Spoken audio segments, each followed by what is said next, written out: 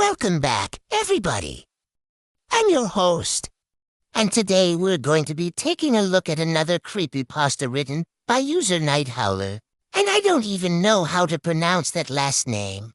If that is correct, then wow, that is an incredibly difficult last name to pronounce. Anyway, let's get right into it. In 1999, deep in the Black Forest of Germany, a secretive spiritual group known as the Circle of Echoes claimed they had done the impossible. Not only did they clone a body, but they also cloned a soul. This caused quite a bit of media attention, and the German government actually became involved because that sounds like some next-level science right there. So in order to respect the privacy of the people involved and to avoid legal issues, most details were kept under wraps. But what little trickled out was enough to make international headlines. The grieving couple, Andreas and Clara, had lost their 8-year-old daughter, Elise, in a tragic drowning accident just months prior. The little girl had been playing near the riverbank when she slipped and fell in. By the time her father pulled her from the water, she had already stopped breathing. The paramedics were unable to resuscitate her, and she was pronounced dead at the scene. To say that the parents were devastated would be an understatement. They couldn't stop blaming themselves for their daughter's death and were barely holding it together. It was during this low point in their lives that they heard about the Circle of Echoes, a group shrouded in mystery and rumor. Some said they were harmless mystics who held seances and practiced astrology and alchemy. Others claimed they were dangerous cultists, performed dark rituals under the guise of spirituality. Whatever they were up to, it seemed like they knew how to bring people back from the dead. At least, that's what the rumors said. It took them months to work up the courage to seek out the circle. But finally they made their way to the secluded cottage where the group lived. What happened next has become the stuff of legend. The circle welcomed them in, and after a period of meditation and discussion, told the couple they could help them bring Elise back. But it wouldn't be easy. The ritual was risky and required great emotional and physical sacrifices. Still, desperate for a miracle, the couple agreed. The details of what exactly transpired during the ceremony remain unknown, but it was said to have lasted for days, involving chanting, animal sacrifices, and the use of ancient artifacts. As the ritual reached its climax, the members of the circle claimed that Elise's spirit had been successfully transferred to a newborn baby girl. The baby looked exactly like Elise and was said to be her exact clone. She had the same eyes, the same voice, even the same laugh. Overjoyed, the couple named the baby Elise and took her home. At first, it seemed like everything was perfect. The new Elise fit in seamlessly with the family, acting and speaking exactly like their daughter. She even remembered things that the original Elise had told her before she died. It was almost as if it really was their daughter brought back from the dead. But not everyone was so convinced. The neighbors noticed that the new Elise was different. She never blinked, never cried, or showed any other signs of emotion.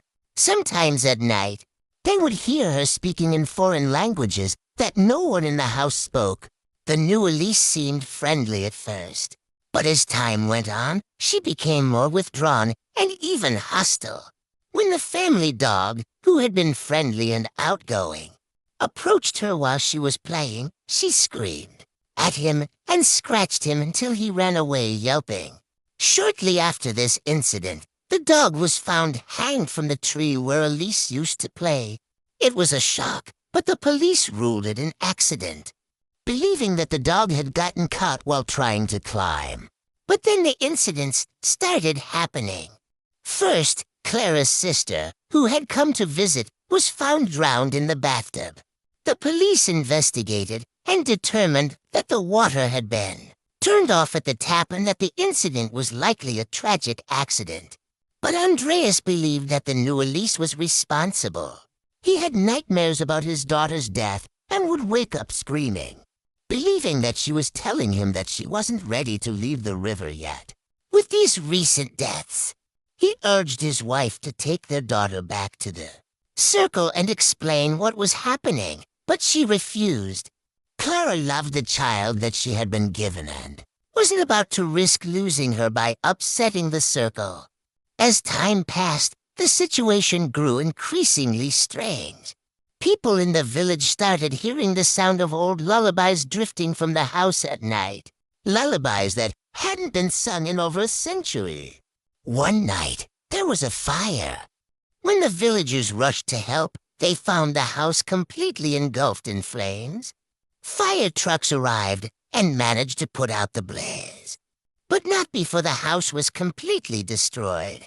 In the rubble, they found one body, but it wasn't the body of the young girl. DNA tests confirmed that it belonged to Clara. Where the other Elise had gone was never discovered. It's important to note here that this story is likely just a work of fiction written by a fan of creepypastas. There is no evidence that any of it actually happened. However, there are a few similar cases that may have inspired the story. The case of Adam Coons, who tried to clone a dead hamster, but instead ended up with a creature that appeared to be a mix between a hamster and a squirrel. Although in this case the creature was simply a genetic anomaly and not the result of a cult ritual. The story of Paul and Maria, who lost their son and then sought out the help of a psychic who gave them a doll that resembled their son. And when the doll moved, they believed that it was their son's soul trapped inside. This led to Paul killing his wife, believing that she had taken their son's soul.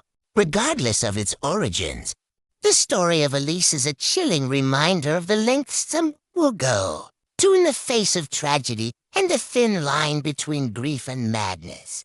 Thank you guys for watching. I hope you enjoyed this episode of Creepypasta Explained. If you want to see another episode, all you have to do is click here. But otherwise, have a great day, and I'll see you next time.